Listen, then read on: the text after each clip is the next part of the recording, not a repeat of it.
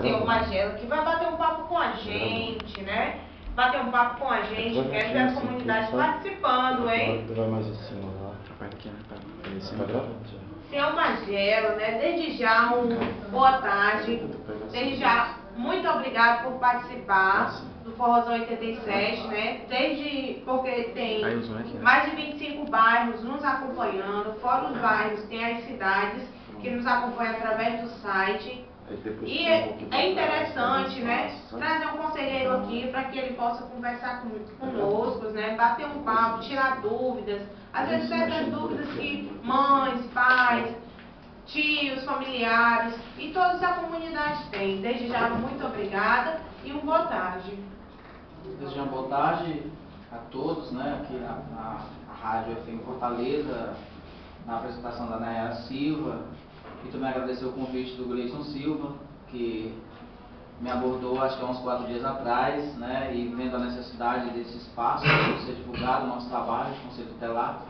Na verdade, nós é que agradecemos, né? E aí eu já quero desde já saudar os bairros do Vila Velha, Barra do Ceará, Floresta, Álvaro N, Cristo Redentor, Pirambu, Carlito Pamplona, Jacarecanga, Monte Castelo, Vila Hélio, São Gerardo, Moura Brasil, Farias Brito, Jardim Guanabara, Jardim Iracema, esses 15 bairros que compõem a Regional 1, regional da qual o Colegiado 5 corresponde ao seu trabalho. Então, a todo esse povo, a toda essa população, nosso grande abraço e principalmente aos ouvintes do Forrozão 87.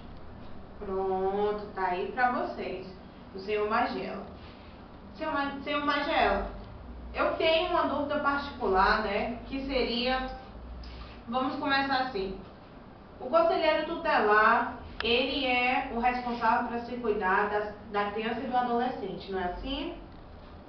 Na verdade, por isso que é interessante esse espaço, né, em meios de comunicação como é essa rádio, para que a gente possa estar explicando exatamente o significado ou a importância ou mesmo as atribuições do conselheiro tutelar. Porque eu entendo, apesar de que é o meu primeiro mandato de conselheiro tutelar, eu vejo que a sociedade como um todo entende um tanto quanto diferente do que é as atribuições do conselho tutelar. Mas nós conselheiros, e aqui eu quero já lhe presentear com esse estatuto da criança e adolescente, para que você tenha mais esclarecimento, porque ele vai nos explicar tudo. Eu quero aqui abrir o artigo 98, se vocês puderem nos acompanhar, todos que estão nos ouvindo agora, e aí entra exatamente aquilo que se faz necessário ao entendimento da sociedade como um todo, das atribuições do conselheiro tutelar, que diz exatamente assim, artigo 98 do ECA, vamos para lá. As medidas de proteção à criança e ao adolescente são aplicáveis sempre que o direito reconhecido nesta lei forem ameaçados ou violados. Primeiro, por ação ou omissão da sociedade ou do Estado. Segundo, por falta, omissão ou abuso dos pais ou responsáveis. E terceiro, em razão de sua conduta. E aí, vale salientar, Nayara, que 85% das violações de direito da criança e adolescente são atribuídas aos pais ou responsáveis. Então, assim, 85% dos abusos, das violações de direito contra a criança e adolescente está dentro de casa, está atribuído à pessoa que cuida da criança ou do adolescente. E muitos não entendem quando nós, que somos conselheiros tutelar, recebemos um caso de violação. Porque muitas vezes o pai, ou a mãe, ou o responsável, quer que nós, conselheiros, dê jeito ou dê cabo daquela violação de direito quando ela está dentro de casa.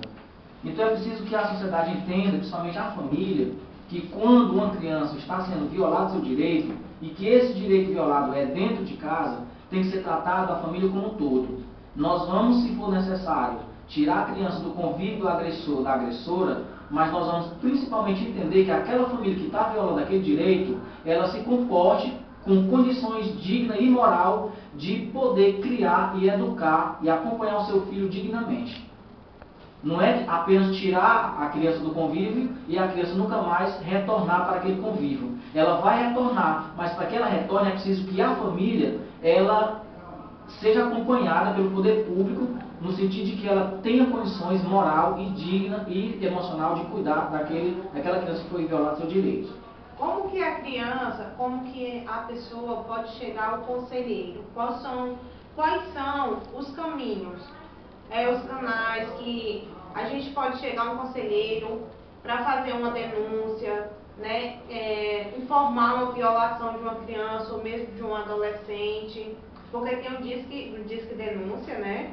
Fora esse, eu sei que tem mais outros 3 canais. Quais são esses 3 canais? Pronto, boa pergunta.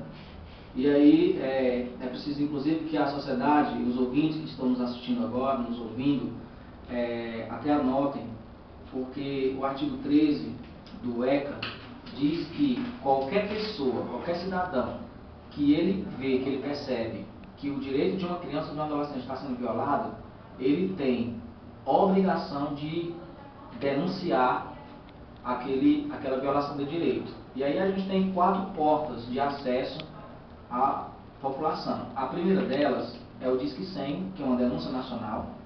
Você disca 100 e aí você denuncia a violação de direito, né? Principalmente, é bom lembrar aos ouvintes que quando for fazer uma denúncia, tem que ter o nome do acusado, da acusada, e o nome da criança que está com seu direito violado.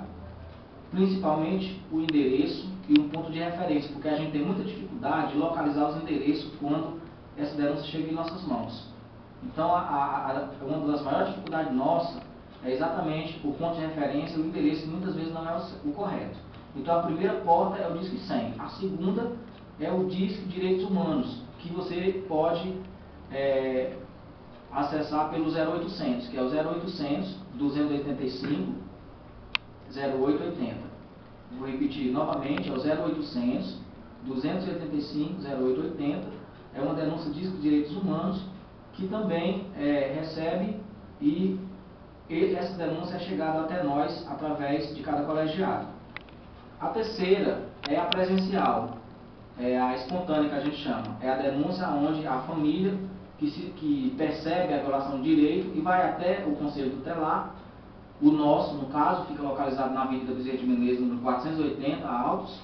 E essa denúncia a gente recebe a população lá, escuta, ouve direitinho, faz um processo, é aberto um processo e vamos averiguar através de visitas. O quarto são as instituições, que são os hospitais, as maternidades, as unidades de saúde, as escolas, que também nos solicitam para poder a gente estar acompanhando alguns casos de violações. Pronto, tá aí o conselheiro Magela, né, conversando um pouquinho com a gente. A gente vai para um breve intervalo, tá? Vamos de música e já a gente volta batendo papo com ele novamente.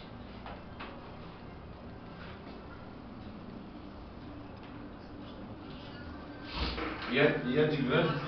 Pode ser. Aperta onde? Em cima, no mesmo canto. Aqui, né?